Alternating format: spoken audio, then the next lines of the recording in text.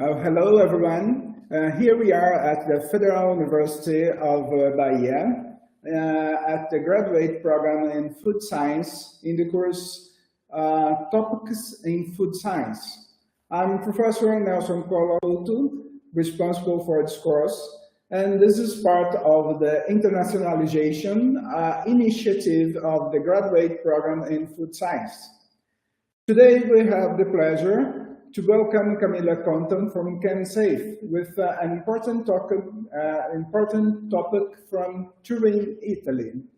Camilla Conto is graduating in medicinal chemistry at the University of Turin, Italy, is a pharmacist, and she has graduated with her master in food safety and quality management at the University of Greenwich in London.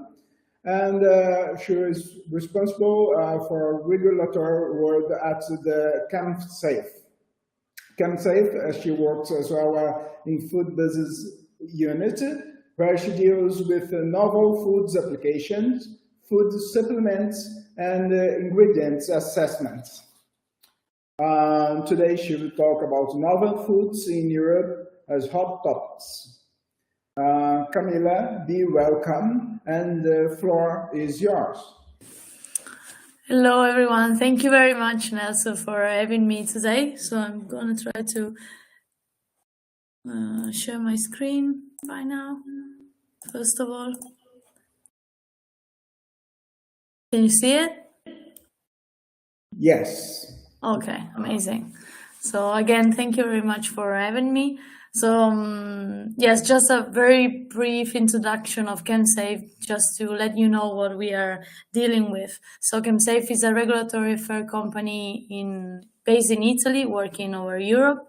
So we are organizing 4 business units. I'm in the food area, of course, but other than me, there are other 3 business units dealing with the chemicals, one of them, pharmaceuticals, and medical devices.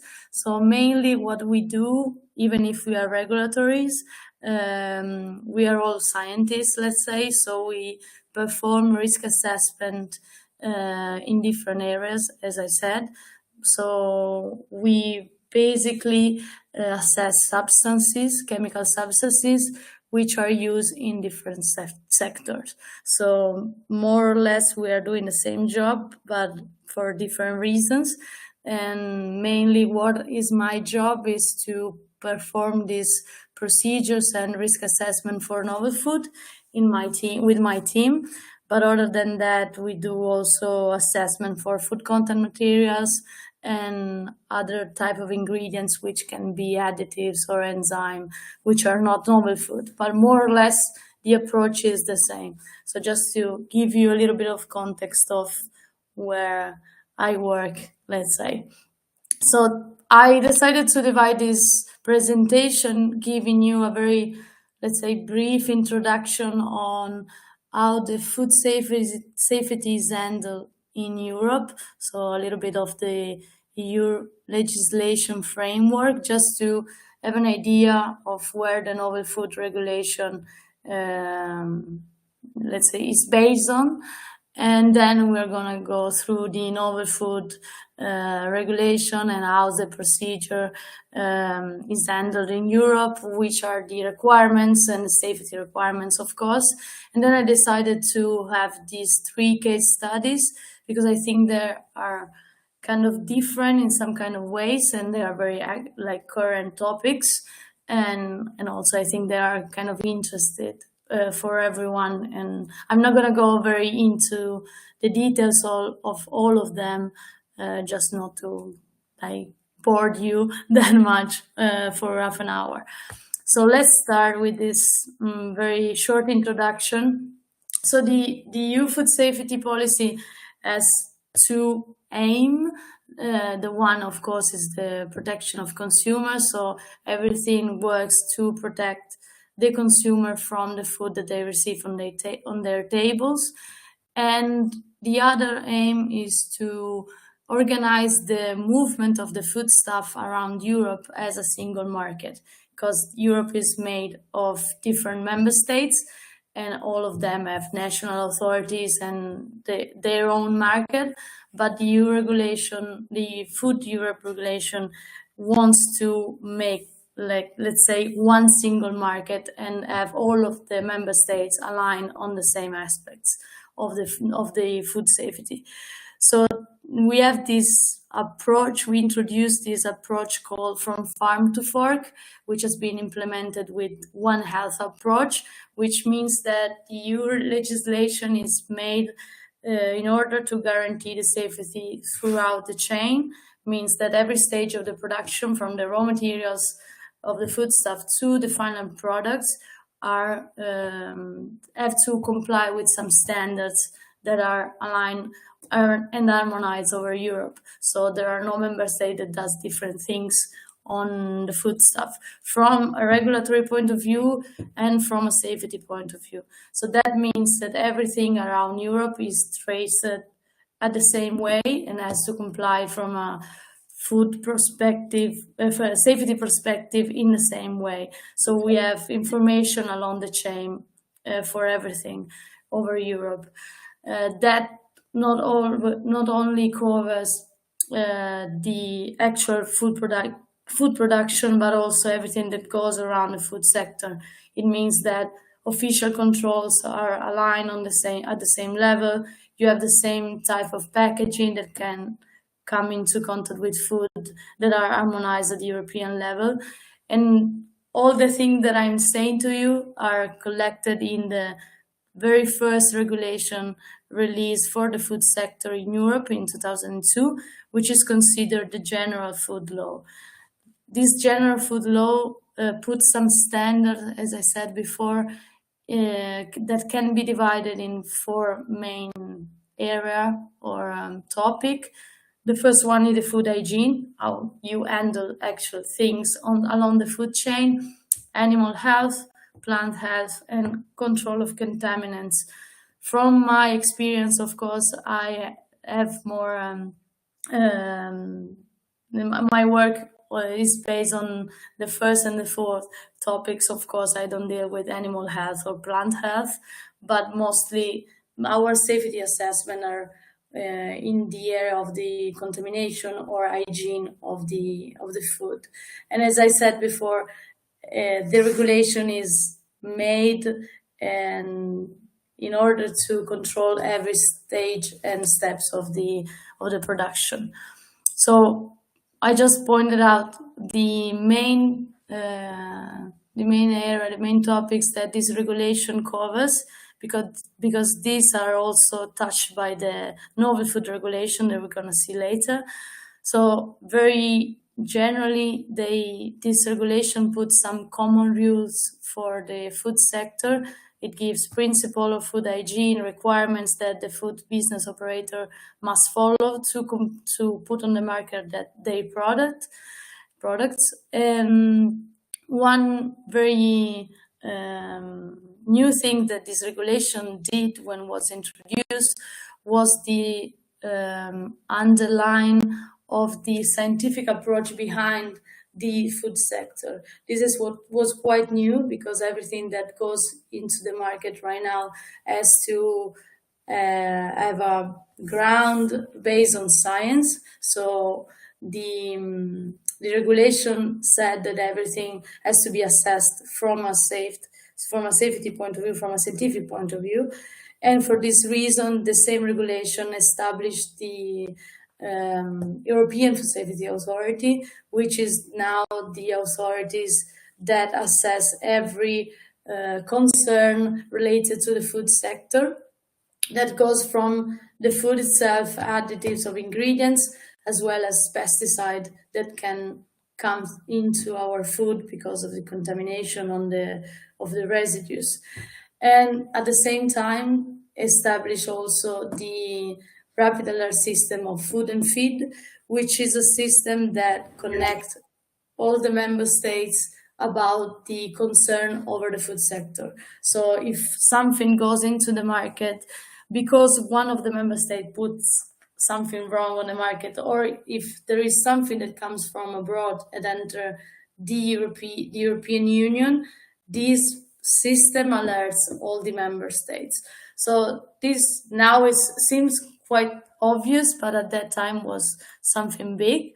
And because we have these two tools right now, the EFSA, which is an authority, which is also based in Italy, and the rapid alert system, the food sector is very well assessed and controlled, because we have this, there have been this implementation, let's say. I just wanted to point out how the RASF work for the alert system in the European Union, and this is how one country can put information on the system and let other member states know about facts or potential concern that can the consumer can be exposed to. Quindi, I mean, this is something that maybe can be detailed a little bit more, but we don't have time today.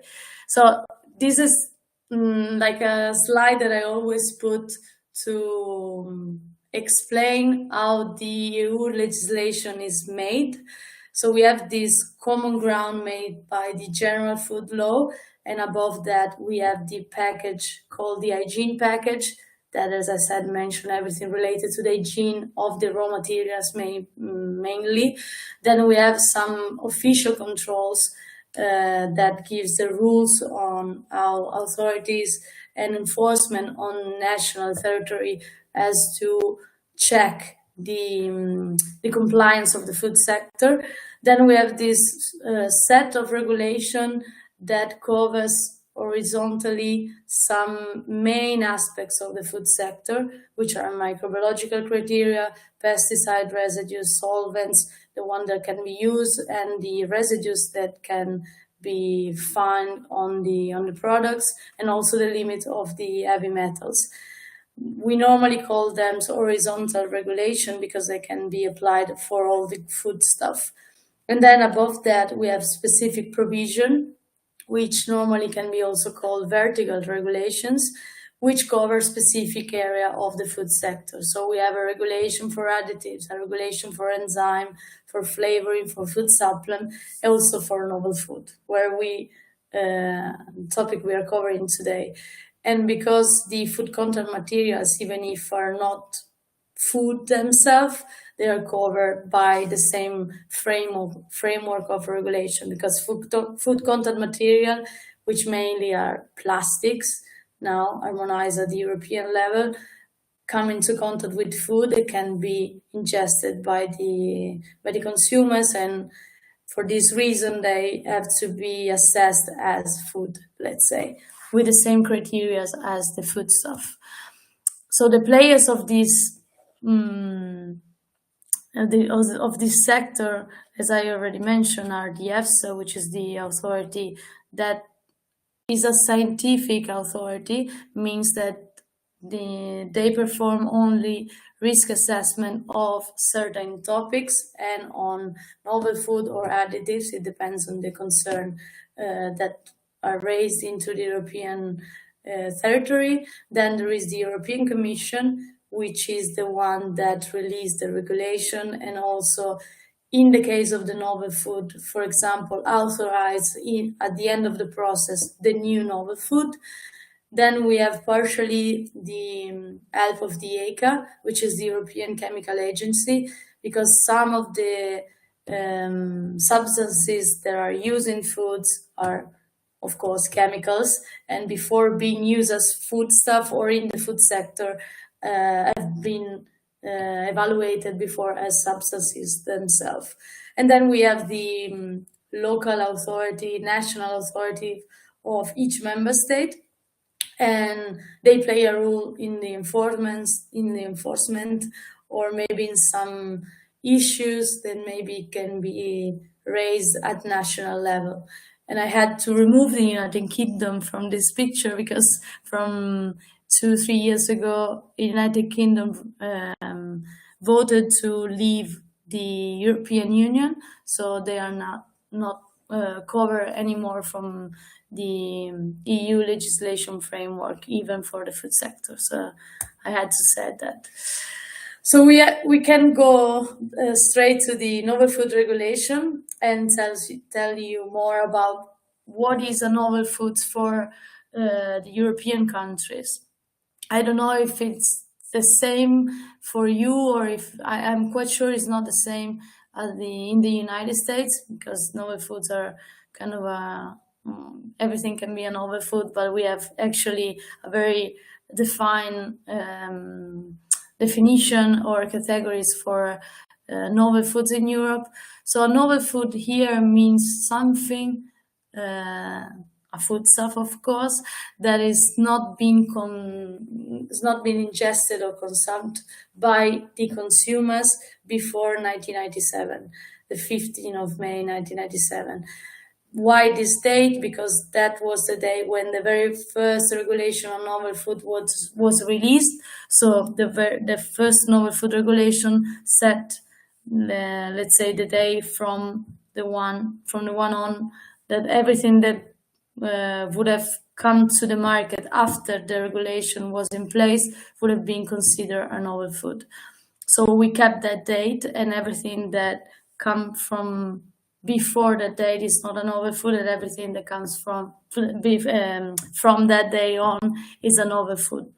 But of course, we have categories of novel foods. Not everything is novel food. Maybe something was already there and we didn't know that, so it's not a novel food.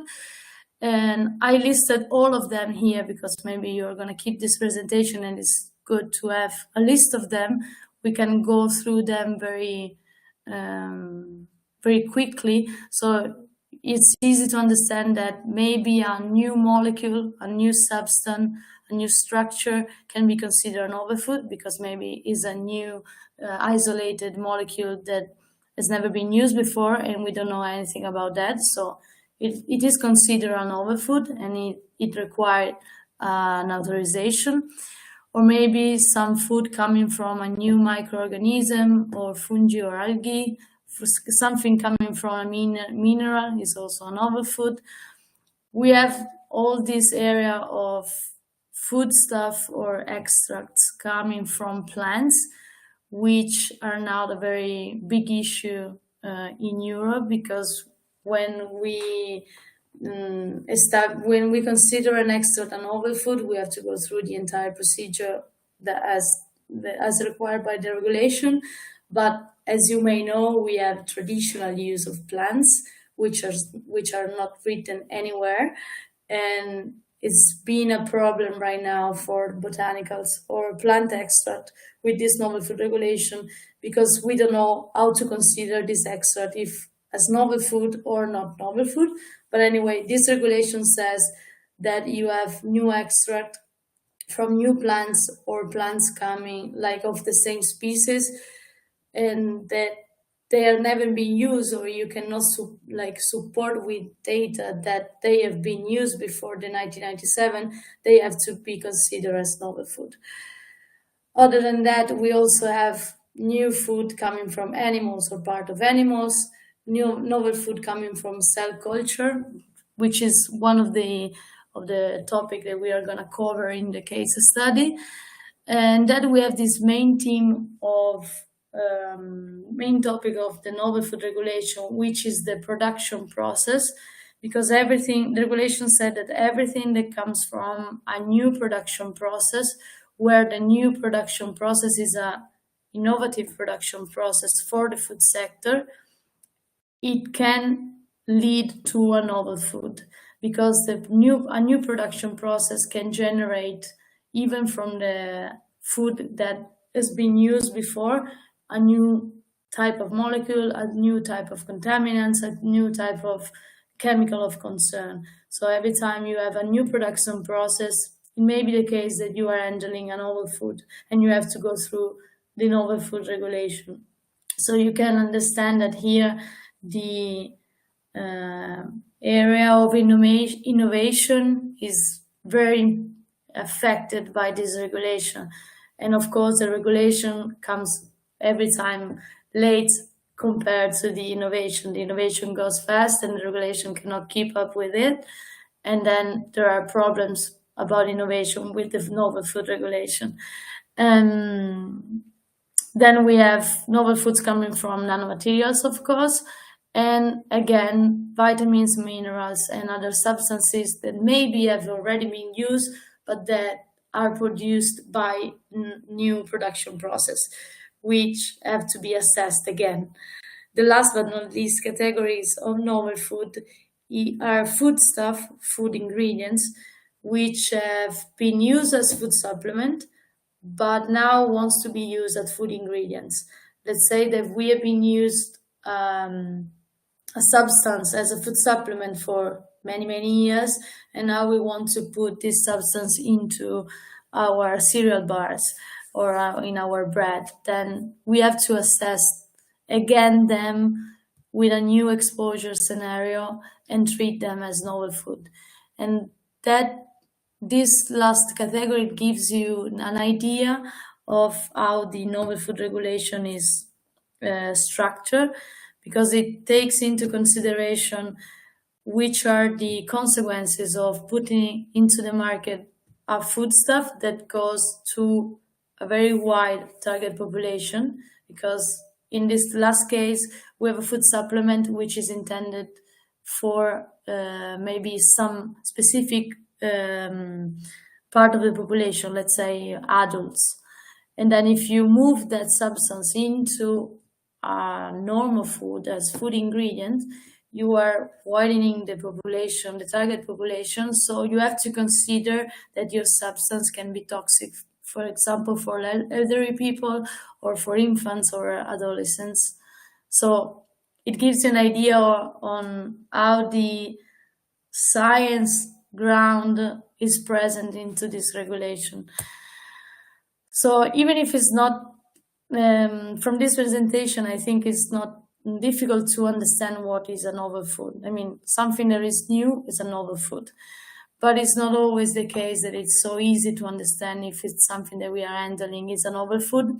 I made you the example of the extract coming from plants, because botanicals have been used for ages, and we have a very long traditional use of botanicals, even in our kitchen, but maybe we don't have data to support the previous use to the authority. So because the cutting criteria of the novel food regulation is the premium consumption before the 1997, if we don't have data to support this previous consumption, we cannot skip the novel food regulation. So we cannot go into the traditional use, and then we have to go through the entire procedures. We're going to see what that means, into the entire procedures. So we normally ask our clients when they are doubting about their product, where this product comes from, if they are using new production processes, which one is the intended use of the substance they want to use. Do you want to use it as food supplement? Do you want to put into bread and into chocolate? Do you want to use it for infants, for adult? So it seems sometimes as that we are dealing with the assessment of a medicine and not with a food. And the European Commission gives you help, let's say, for understanding if you're dealing with a novel food or not, which is this catalog available online, where you can make a quick research with the name of your substance or the raw material that you are considering, and then maybe someone else has assessed it before you, and you have an output saying, yes, this is a novel food, no, this is not considered a novel food. Maybe this information often comes from the member states. They maybe have traditional use of some plants or some substances, and they provide with supporting evidence that this is not a novel food because it's been used before by someone else. So what's the procedure? When you have when you know that your product is a novel food, let's say you have these new plants coming from Brazil, for example, that is very new for Europe. You have to, and you made an extract from him. You have to present a dossier to the European Commission. We're going to see later on what that means.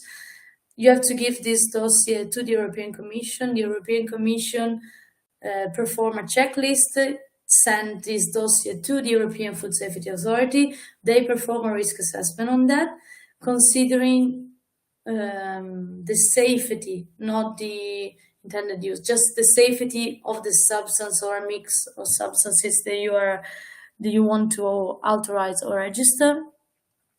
That takes time. It can last for up to 7 months that these dossiers stay with EFSA. Then they release an opinion on that. They can ask for more information. They can go back to the European Commission. They can go back to the food business operator for, as I said, more information.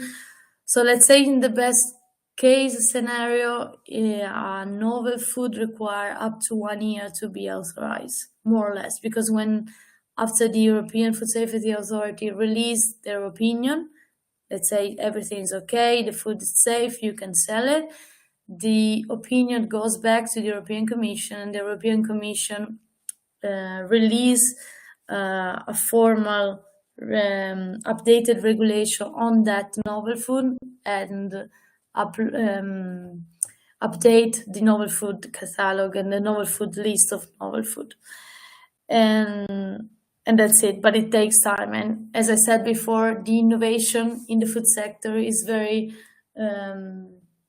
affected by this regulation, because the regulation takes time and the innovation run very fast.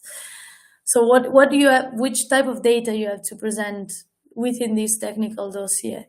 So you have a very first part when you have to describe exactly what is the novel food in terms of specification, consistency of data and batches.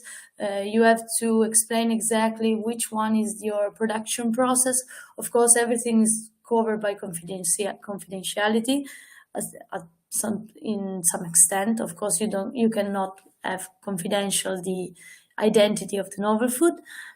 And then a second very consistent part of the technical dossier is made of the toxicological data to support the safety of your product. So the main problem of the novel food regulation is that it requires as much information as a drug, because the toxicological information that the guidance said you have to provide the EFSA with are exactly the same as the preclinical phase of a drug. So you have to perform in vitro toxicological studies or animal studies. We have performed, like ChemSafe has helped some clients in dealing with the laboratories for performing animal study with rats or mouse for a novel food application. So there is a very huge amount of data that are requested by the authorities to put on the market or to authorize a novel food. Of course, it's not always the case, because we can have novel foods which are very well described, and the compositional data show that you don't have any concern over the composition of them. So you're very the novel food is made of substances that you already know. Let's talk about extract. Maybe you have polyphenol or other secondary metabolites that are perfectly well known by the authorities, so you don't have to prove that polyphenols are safe, for example. But if you have a novel food coming from a cell culture or from a microorganism, you have to perform a 90-day toxicological study, and that requires time and money, of course. And the procedure takes time, the studies take time. So again, the innovation is very affected by that. There is a scenario where all these toxicological part can be skipped, which are novel food that are food coming from a third country. So maybe there is something that in Brazil is well known, is well consumed, has been consumed for ages there, and then you can provide the European authorities with data, epidemiological data on that novel food, and say it's safe because we have been having that for ages. So in this case, you don't have to perform any toxicological assessment. The procedures is easier, and also in terms of time, it required less time to be authorized. But again, the European Commission EFSA phase has to go through. So even it's not maybe a year, but let's say 6 months, 7 months, something like that. Everything depends on the information that you can provide the authority with. And of course, the cutting criteria here to submit a novel food application based on epidemiological information or, let's say, third country information is that the food has to be consumed for at least 25 years in the third country. So you should have information on 25 years for submitting this type of application. And then the hot topics that I decided for you today, the main let's say reason behind this selection was that one of them is an already authorized novel food, so I can talk of the entire process. One of them is not authorized, but it is on hold, which is the cannabis product and the CBD. And the third one is a future scenario. We don't have any application submitted for the in vitro meat, but it's something that is raising interest in Europe. So we expect in the next 2 years at worst to have like 1,000 application on the in vitro meat. So let's start with insects. I don't know if you in Brazil have insects on your tables. So in Europe we haven't. So what was the interest in this type of food? Of course, we are dealing with all these challenges right now of the increased demand of food and protein, and also we have an environmental aspect to consider, so the CO2 production and the global warming. So the insects have been one of the answers to this, or potential solution for these challenges that we are dealing with, not only in Europe but like worldwide, I would say. So why this type of food are of that much interest is because they are very high nutritional value, they are very high content of protein, they are efficient in terms of space, or you have you need less space compared to livestock to have some protein, and of course you have very low environmental impact for cultivar insects compared to livestock, of course. And Europe is, like, in the last, I would say 10 years, 5 years, has been very keen on following this pathway in replacing livestock or conventional meat, and like open to new form of nutrition, let's say. So insects have been one of the challenge of the last 5 years for the authority in Europe, and now we have authorized already 4 insects for our tables. I just put this slide to give you a very nice graphic information on the comparison that we have been discussing very largely in Europe, comparing, as I said, livestock, pigs and cows with insects. So as you may know and see from this slide, there is a saving in terms of water and CO2 production and space. And also, if you are saving space and water and not impacting on the environment, you can use the land for something else, and change the stories in this extent. So as I was saying, we already have 4 type of insects authorized in Europe. So that means that the European Commission already authorized them based on a positive opinion of the European Food Safety Authority, which has performed the risk assessment on those submitted application on insects. So I just report to you the list with the dates of this released regulation on insects. So we have this dry yellow mealworm and this migratory locust right now, this house cricket, and the last one is lesson mealworm. You are seeing that some of the names are repeated because, as I said you at the beginning when I was talking about the content of the dossier of the novel food, you have to specify which is the form of your novel food and which one is the intended use. So, for example, the first authorization that came for the dry yellow mealworm, whereas dried insect, like whole food, and then the second one was the powder and the frozen form of them.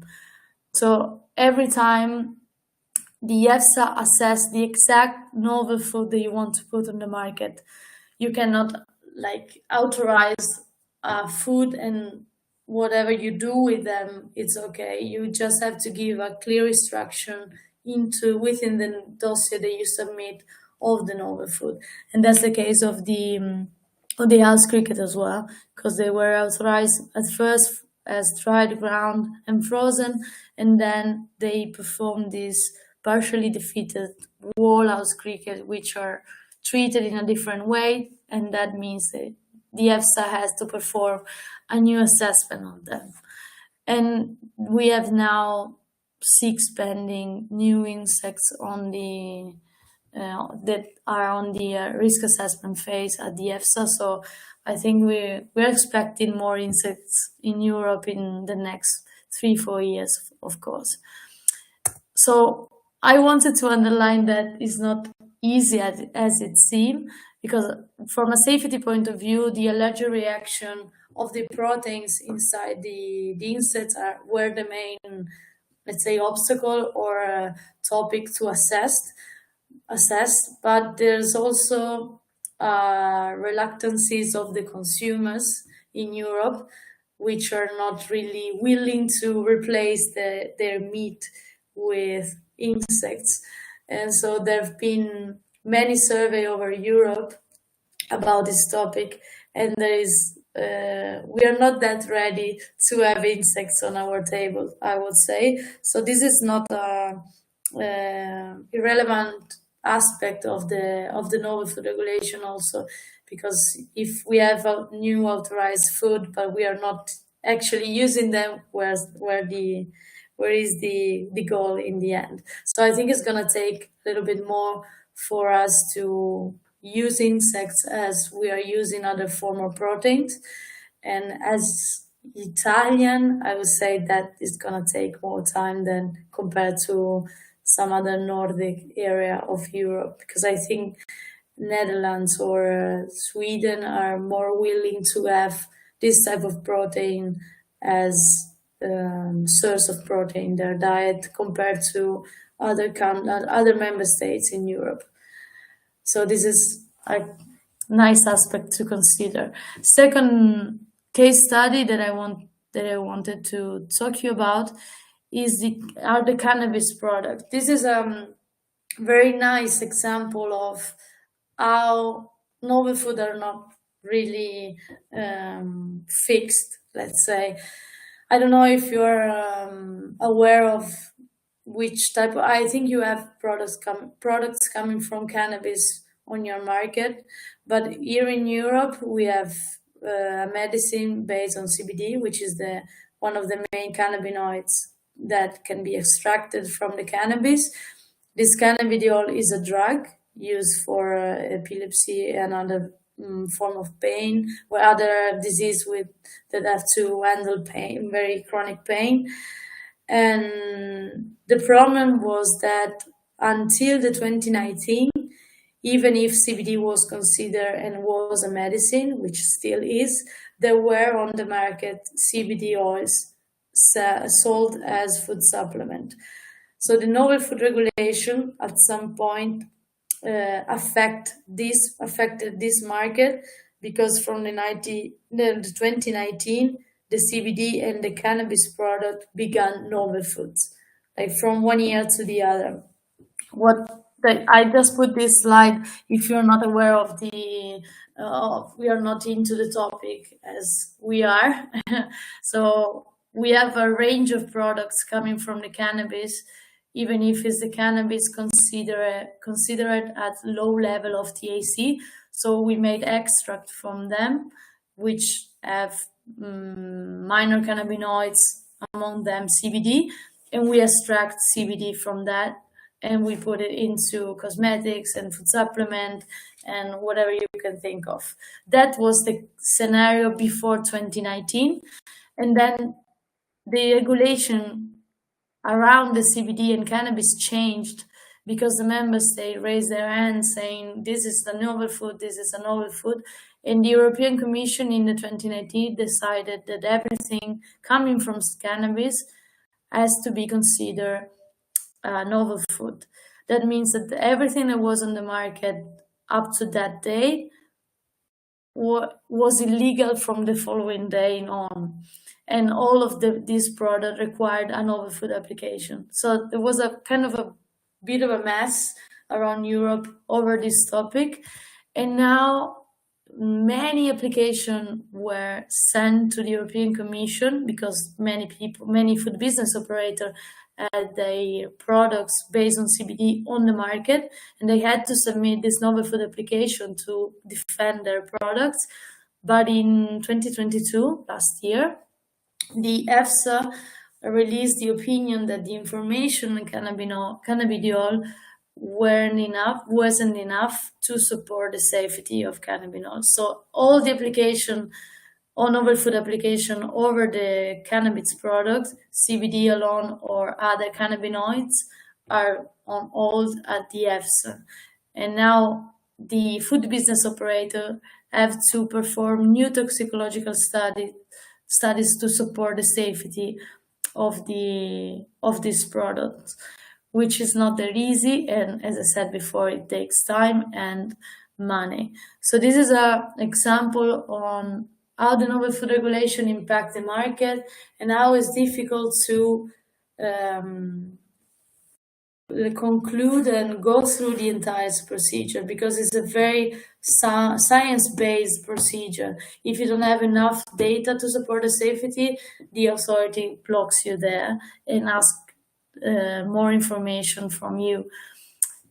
And so I thought that was a nice example to make. And compared to insects, because we talked about that before, the information that were presented to the authorities were enough for them to conclude that the safety was there. So we can use insects because the authorities in Europe decided and concluded that the information were enough to conclude that.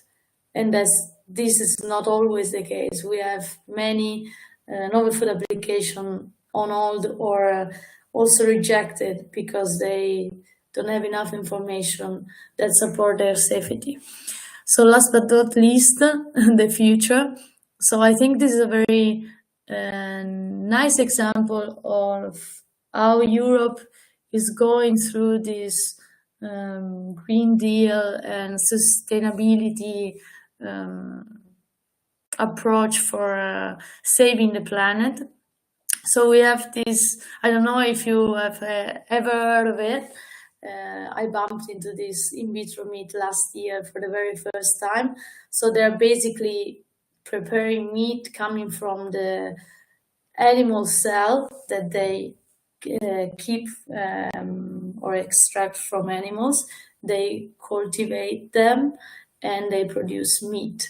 And of course, as we said for insects, this is a very space-saving production, and of course, it can give the entire market more meat for the growing population. The very first time that this in vitro meat or cultivated meat, they call it in a very different, with very very long list of names, because I also listen someone call it synthetic meat, even if it's not synthetic. The very first time was this idea was released by the Netherlands, if I'm not wrong, in 2013, and even if it's been 10 years, no novel food application has been submitted for the in vitro meat, because I think the process requires some adjustments. So it's not that easy, because the idea is very nice, but maybe there are obstacles in the production process. But I wanted to underline how the production process looks like.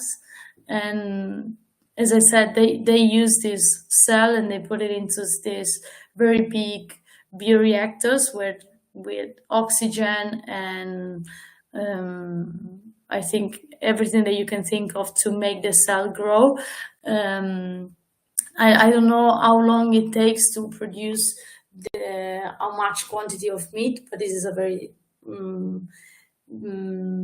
nicer scenario compared to having livestock on the grass, of course. But the EFSA is expecting that many applications will come in at least 2 years from now. So they are like arranging everything and they are discussing over this in vitro meat with member states. So it's a very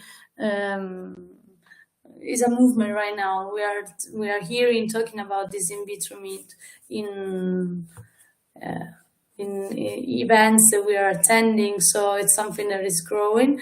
And again, of course, there is this obstacle to overpass, which is consumer acceptance, because again, even if insect can be considered natural, even if it's weird to have them on our tables, but the in vitro meat is something that looks like unnatural and is kind of synthetic from some point of view.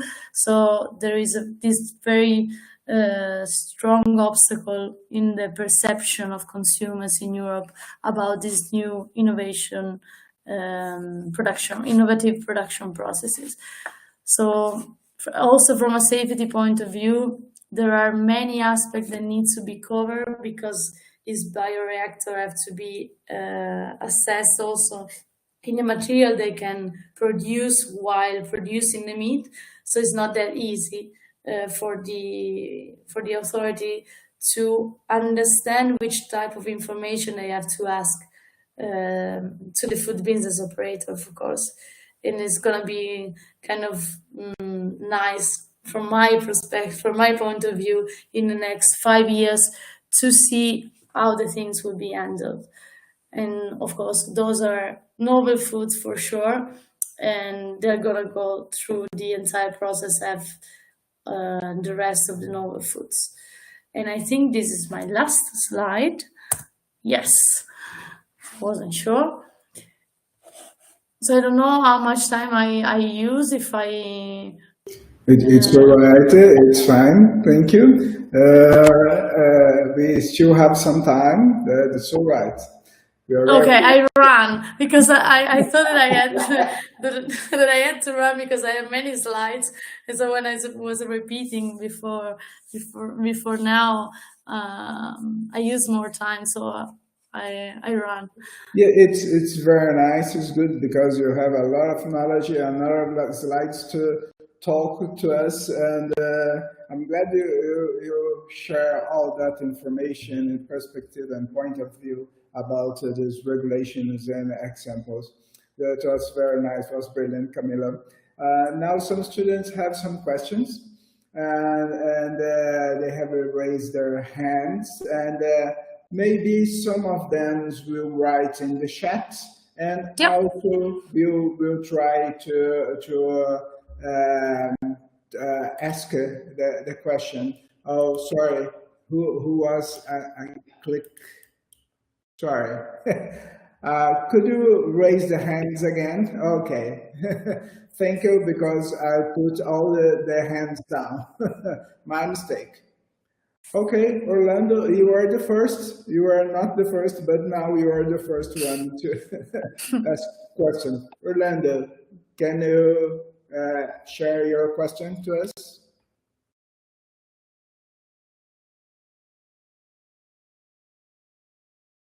Hello. Hello. Good evening, Professor Conto. I have a curiosity. What is the procedure when a new food has a new food that has already been approved, but after some years is discovered a possible risk in consumption? What is the procedure?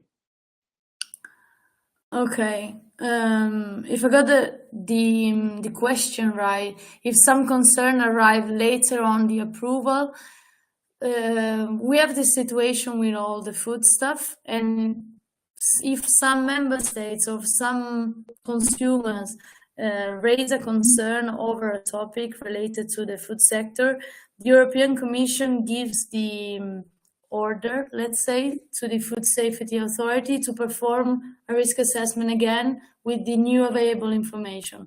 So we have this situation where maybe new regulation comes into place, lowering level of consumption, lowering intake, removing some additives that maybe are known to be of concern right now, but we haven't enough information before. So there is always a reassessment of additives, enzyme, and also of novel food. If something comes up, which is an alert, the European Commission works with the EFSA to perform risk assessment and put some more rules or removing something from the market. What was that a question? Okay, thank you. I believe so. I think it's might related with COVID or another virus that might come together, and there is some regulations about that in the meat, for example, that not only novel foods. Okay, Victoria Santiago has a question to Camilla. Please, Victoria. Hello, Dr. Conto. Thank you for your lecture. I think it was so interesting, especially the last part when you talk about the hot topic. And for me, it's so new, the part when you say about the cultivating media, and you said it's not approved yet, but have the expectation to do it in 2 years. And how do you think it will be the accessibility of the Europe population about the kosher meat? Well, I didn't get the answer, Victoria. I don't know if Camilla, if you understand. Yeah, from what I understood, what would be the reaction from the consumer's point of view, you mean? Yeah. Yes. Okay, because from the consumer point of view, everything it depends on the reason behind the choice they make. I mean, if they want to save the planet, let's say if the reason is to save the planet, they will accept more easily to have in vitro meat compared to cow meat because it's more sustainable. But there's also the case where consumers are kind of reluctant because it's something which is ultra processed in some kind of way, which is not natural to have meat from like an in vitro system, you know. So I cannot say which will be the scenario in the future when the in vitro meat will be authorized. Actually, it depends on where we'll be in terms of planet situation, environmental impact of these new foods. I don't know, because also the insects were a very big question mark at the very beginning. But now, I mean, I already tried one of the insect powder in some cereal bars, which I thought I would never try. But yeah, so everything changed. I was curious about that. I asked if you have ever tried the insects or the synthetic meat. How do you feel about that? How's your opinion? No, I mean, the one that I tried was a very nice one. They don't have like their own taste because it was in a bar, you know, mixed with chocolate and everything. So in this case, it wasn't that bad actually. But the in vitro meat is something not already authorized, so we cannot have it. I've never tried because it's only at the let's say university or startup production, you know. So it's not something that you can actually buy and have. So I cannot say anything about the in vitro meat. Right. Thank you, Victoria. Lorena Santana has a question to Camilla. Please, your question. Hello, Camilla. Good evening. My name is Lorena. I have a question.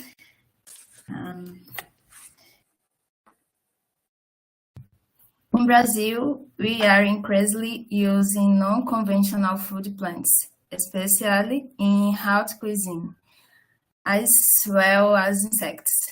How is this movement in Europe? So I write in chat. No, don't worry. Okay. Sorry. No worries at all.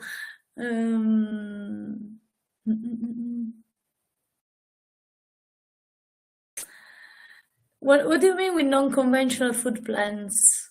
You mean new plants that have not been used as food? Yes. Okay, because it depends on. Okay.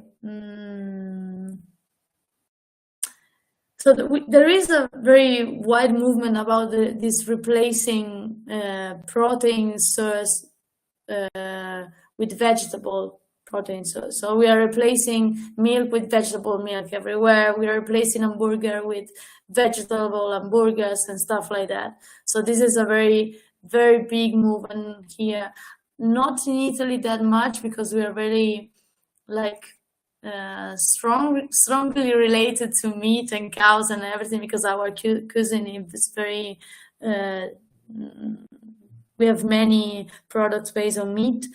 But in the north of Europe, I know there is a big movement about this kind of replacement of meat. I mean, if you go to Sweden, Netherlands, Germany as well, they've been replacing, and you can find many replacement of conventional meat with plant-based stuff. Yeah, it's a very big movement. It's a very big sector of the food market.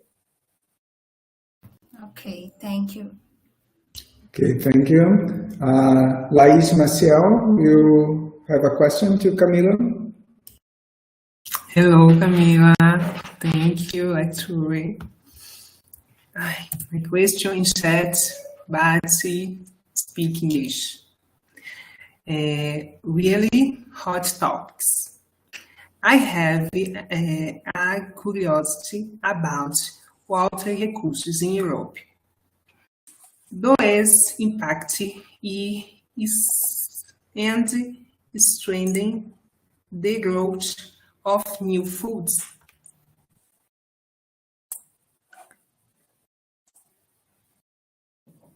I think I didn't get the question. I think Laís, what the water resource is driving Europe to new foods? What's the lack of water in Europe? Okay. But I think this insect and replacement of meat are the main potential answer to this shortage of water, I would say, because everything is related to saving space, again, water and material coming from the planet, to having the same or even more food for the increasing population. So I think insects are one of the main answers to this kind of shortage of sources. Yeah. And that's why Europe is pushing this kind of novel foods. And also, I think many other type of production process, also there are many novel foods made of GMOs, fermentation, or microorganism that can produce some substances that can be used into the food sector. And this is a way to not using other source and not maybe wasting other materials. So this is something. This is the only thing that is coming into my mind right now. Right. Okay. Thank you. And thank you, ladies. And Coach Jovi has a question. Do you have a question to Camilla?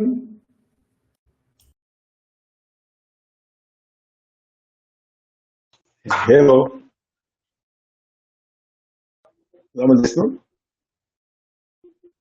Estão me ouvindo? Sim, sim. Thank you very much for a presentation. My question is on the chat, please. Wait a second.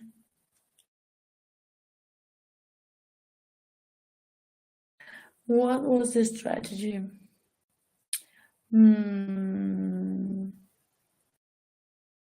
I think information is the main strategy here, because they put in place some, in 2021, they released this transparency regulation in Europe that also applied to the food sector and affected all the regulation related to the food sector, which is basically the sharing on the information over the food with the consumer. So you can go online on the EFSA website and having the big picture and having the information on the novel food authorized or the processing going on or the risk assessment that have been carried out.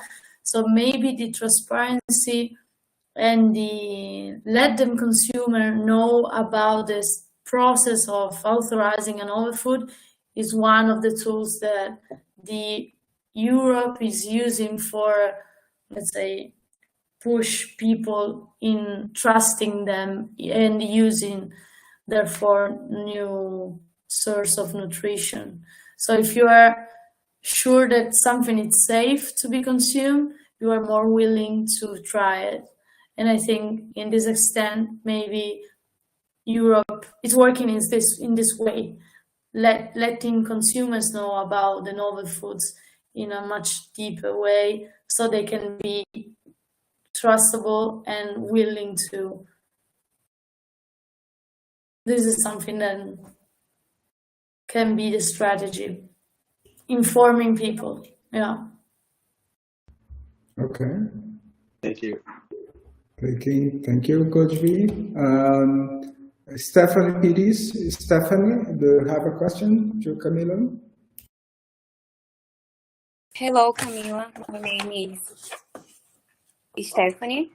My question is it possible to say that in vitro meat will have a small environmental impact?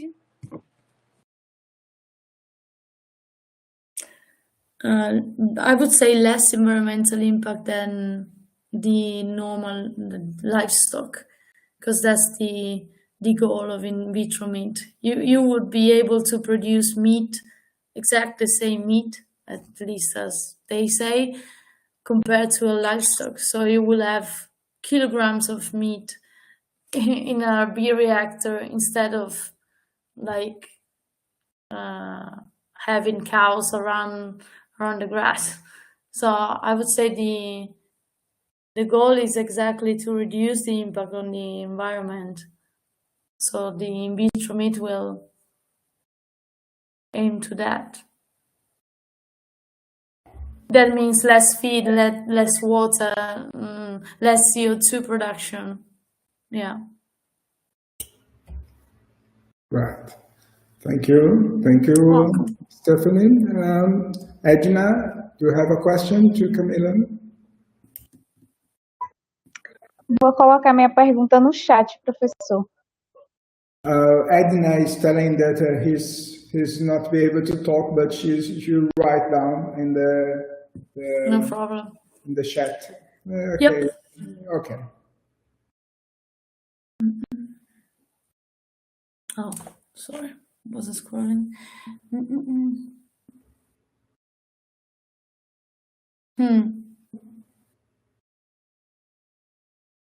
This is not something that I'm really into.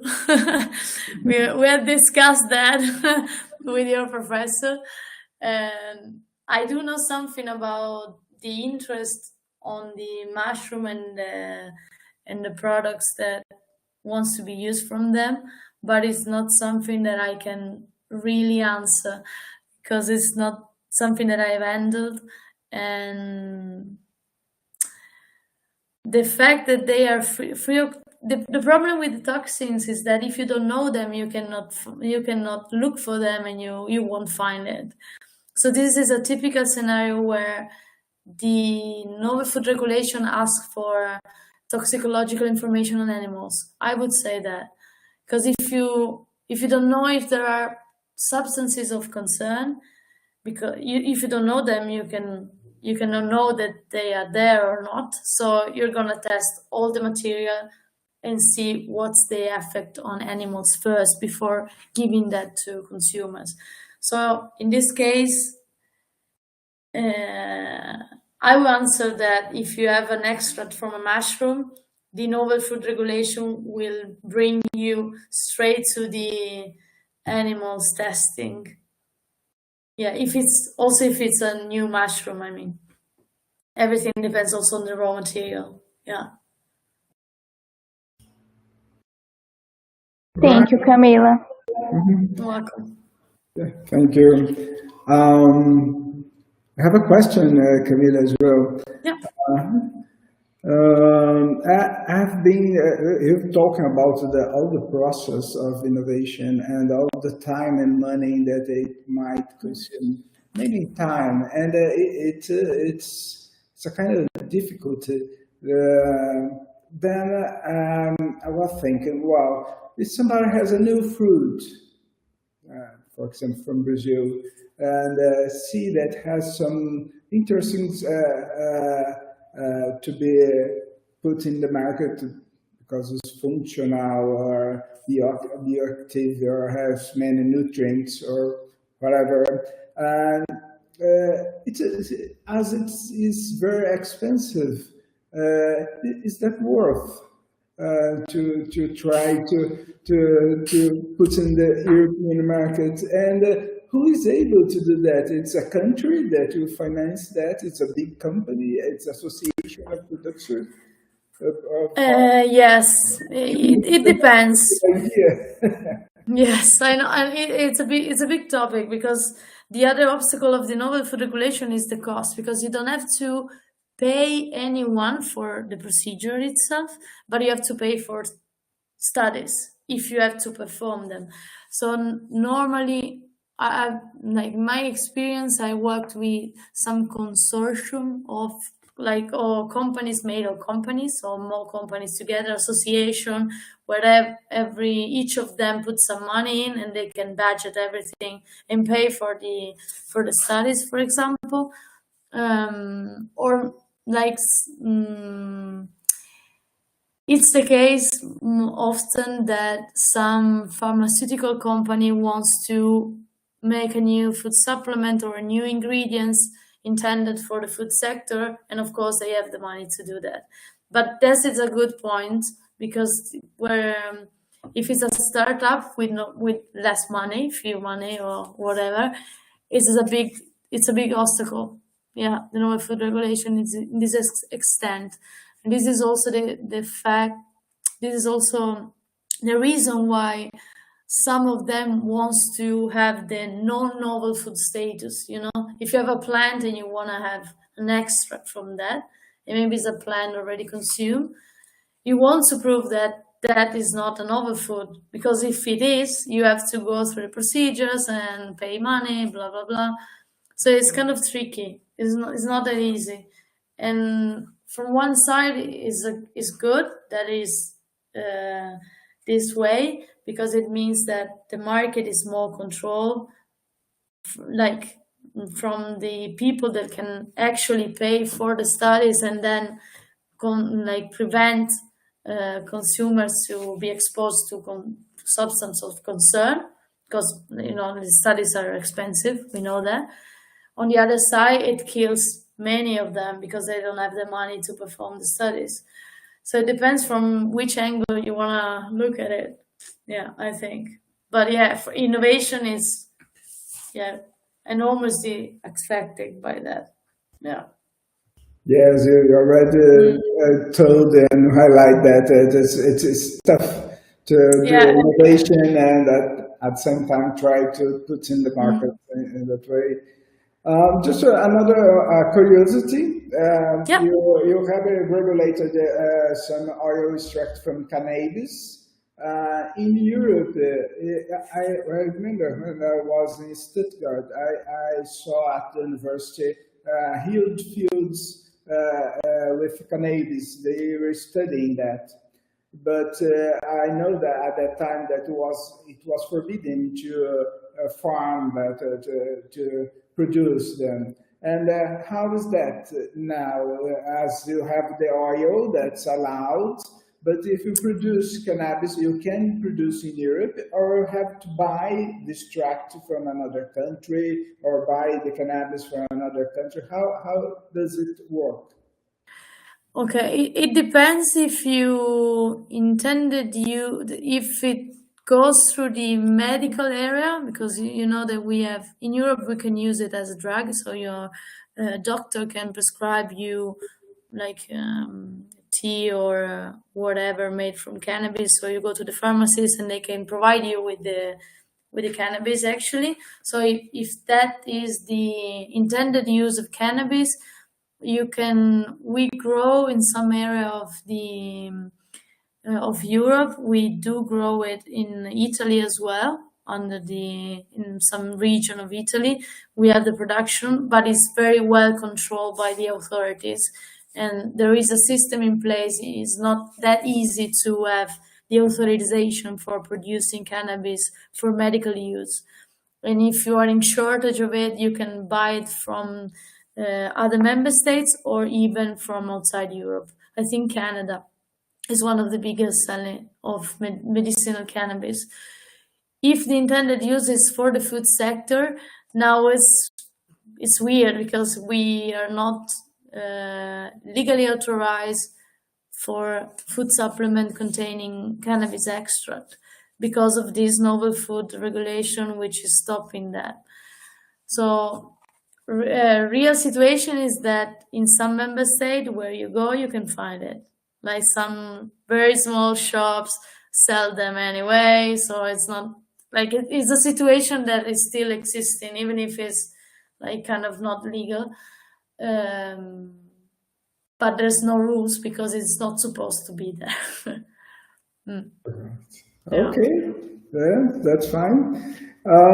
Camilla, Conto, thank you very much for your brilliant presentation and to put your knowledge and to spare some time to prepare all that material to talk and discuss with the students. No worries. My pleasure. Thank you very much for having me. Thank you. We'll finish our class today, and the students will continue in another channel. Camilla, thank you very much again, and see you next time. Enjoy the rest of the afternoon. Bye-bye. Bye.